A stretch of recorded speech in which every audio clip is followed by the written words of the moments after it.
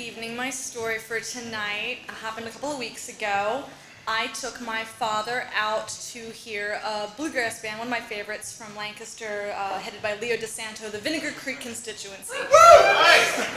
We had a grand time, we danced, we sang along, we had a fantastic time, and my dad was so happy he bragged and bragged to his brother Mark that my daughter and I went dancing. My daughter and I heard this awesome band, like on and on. So a couple weeks later, I saw the bar or whatever had another band coming in. It was talented as a bluegrass band, Midnight Flyer or some such. And I thought, ooh, Dad, you want to go? And he's like, can I invite Brother Mark? And I was like, well, I'm not going to say no, especially when you do the old man puppy eyes. So my sweet old father and his younger brother Mark, who my dad aged well compared to his brother Mark, and I come from a very musical family where both of my family members, my mom and my dad, play music. My grandfathers on both sides played music. Uncles on both sides play music. It's a very big deal to us. We have a family band called the Countrymen that plays bluegrass, rockabilly, old country, everything we can. So I kind of knew that bringing the DeVoe siblings, we're the Sinnin family, to the Burning Bridge Tavern to hear a bluegrass band was going to be kind of like sitting at the show at the Muppets and just watching Statler and Waldorf up in the balcony. Just like, I was a little kid, like, I'm so excited. And my mother is like, you have no idea what you just got yourself into. So I get them in there, I set them at a high table with their backs against the wall because, as my Uncle Mark so lovingly put it that night, one, you have something to lean on when you get that drunk, and B, no one can sneak up on you. Oh, dear God in heaven. So I get them set up.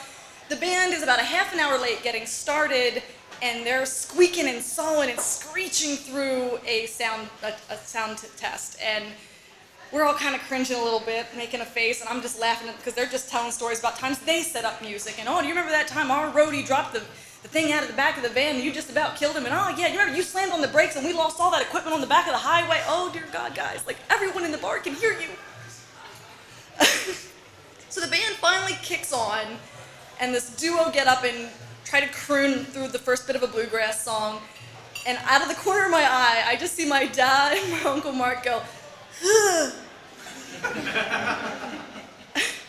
and my coworker Curly is sitting at the table next to us, and she's just bopping along. And she turns and looks at us and goes, oh, I thought they were good. And I was like, no, don't listen to them. They're just crotchety old men who like to have an opinion about everything. And they immediately start in on, that banjo player, he's all right. Mandolin player, he's not bad. He's tall, he's all right. And he picks, it's all right. Fingering could be better. You've never played a mandolin in your life, old man, shut up. And then the fiddle player starts in, and my Uncle Mark, who has not played a fiddle in the last 15 years I've known him, goes, that fiddle player's got a stand on it. Granted, this time last year, my Uncle Mark was dying of throat cancer, so the fact that he's been talking all night long and super excited about this band, everything that comes out of his mouth sounds like this.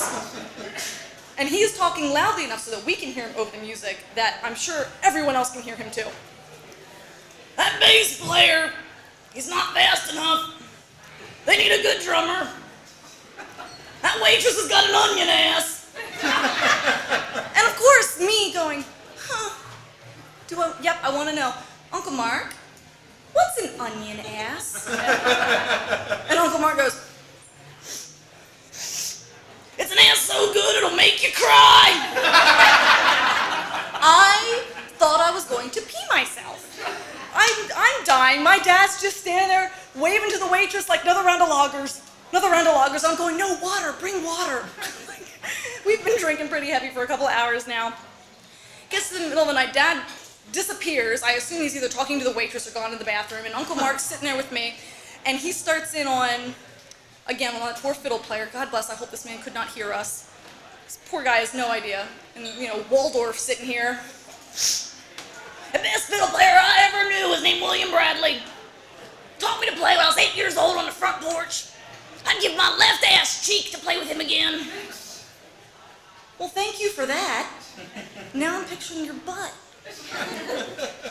Hell, play with Pop again, I'd give both ass cheeks. All right, that's it. I need another beer over here. We finally get him finished. I'm trying to like hobble him out the door, and it's empty dance floor. The band is closing up, packing up their stuff. We're the last ones in the bar because you can't drag two old crotchety men out of the bar before they're ready to go. And he's hobbling along going, I gotta say something, I gotta say something. No, you do not. Please just get in the car. So I hustle him out to the car. I get him a bottle of water. He spends the entire car ride home trying to bribe me with $5 to take him to another bar. So having that memory in my head, my therapist was quite proud, like, aw, this just sounds like that's going to be just something, a memory of hearing his voice for the rest of your life. Yep, onion ass.